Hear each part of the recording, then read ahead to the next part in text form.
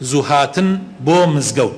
پێغەمبەری خوا صلی الله علیه وسلم فەرمێ ئەگەر بزانن بانگدان چەندی خێرەکەی گەورەیە، ڕیزی یەکەم چەندی خێرەکەی گەورەیە، ڕیزی یەکەمی نوێژی مزگەوت، ئەگەر بە قورعکردنیش بێ، بە تیر و پشکیش بێ، هەوڵ دەدەم تیر و پشکی لەسەرەکەن.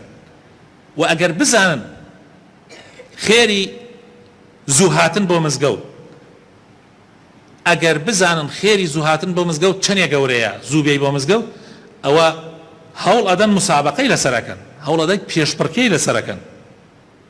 زوو هاتن بۆ مزگەوت خۆشەویستەکانم پاداشتەکەی زۆر زۆر گەورەیە. پێغەمبەری خوا صلی الله علیه وسلم بۆمان ڕوو نەکاتەوە کە ئەو کەسانەی زوو دێن بۆ مزگەوت بەری دوعای مەلایکەکان ئەکەون، وەکو لە حەدیثەکەی هەفتەی پێشوە باسمان کەوتمان إذا دخل المسجد كان في صلاة ما كانت الصلاة تحبسه. ئیسە تۆ بۆ نمونە سعات دەدەی، لە سعات دەوە حتا 12:30 تۆ چاوەڕوانی نوێژی تو نوێژ تەواو جمعە ئەکەیت و نوێژ تەواو بێ 2 ساعات و نیم تۆ بە کاملی بە نوێژ بۆت حەساوە، بە کاملی بە نوێژ بۆت، نوێژتیش نەکرد بێ ئیلا سونەتەکە و دانیشتوێتیت و یا قورئان بخوێنی یا ذکر بکەی یا ڕوود کردەتە قیبلە و بێدەنگی و دانیشتیت، تۆ بە کامل بە نوێژ بۆت حەساوە. و مەلایکە دوعات بووە کە حتا لەو مەجلیسە هەڵنەسیت.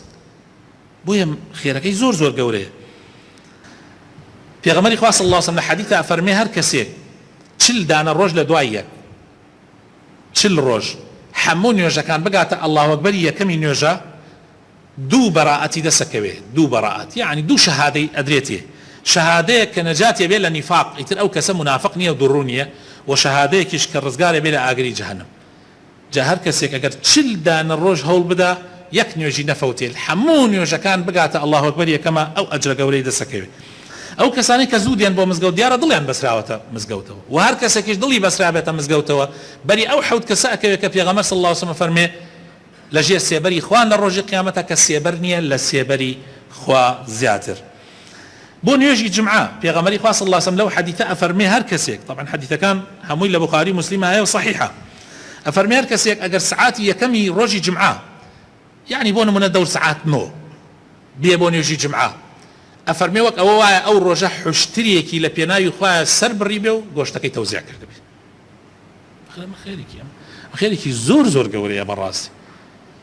هەر کەسێ ئەگەر لە سعاتی دووەما بێ وەک ئەوە وایە مانگایەکی سەر بڕی بێ لە پێناوی خوایە و گایەکی سەر ببڕێ و گۆشتەکەی تەوزیع کرد بێت بەسەر فەقیر و هەژارانە.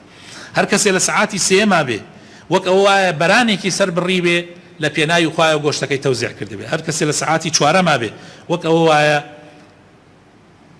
تەیرێکی سەر بڕی بێ، مریشکێک کەڵەشێرێکی سەر بڕی بێ لە پێناو خوایە و گۆشتەکەی و خواردنەکەی دابێتە ینی ماڵێکی فەقیر.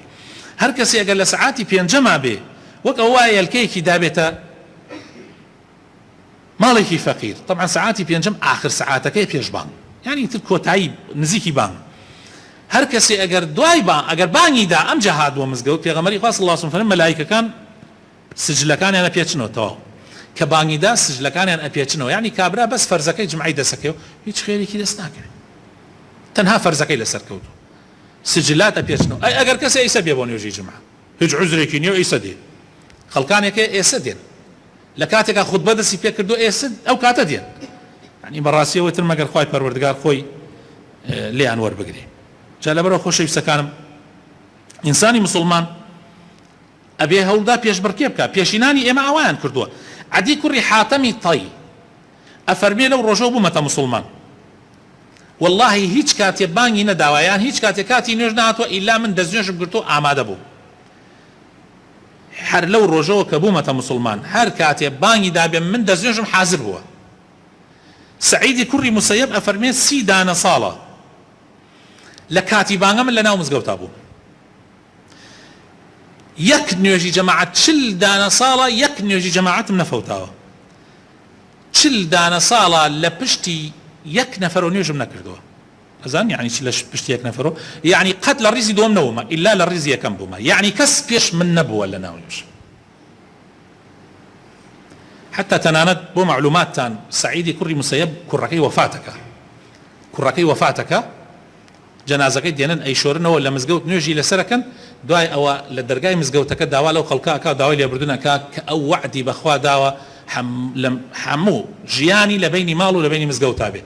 طبعا ئەمە ئینسان کە گەیشتە تەمەنێک ئیشوکاری مەسەلەن زۆر نەبوو پێویستی زۆر بەم لاو بەولا نەبوو حەق کاتەکانی خۆی بەم لاو بەلاوە نەکوژی حەق کاتەکانی خۆی زیاتر لە ماڵ و لە مزگەوتا و لەو شوێنانە بێ کە جێی فیتنە نییە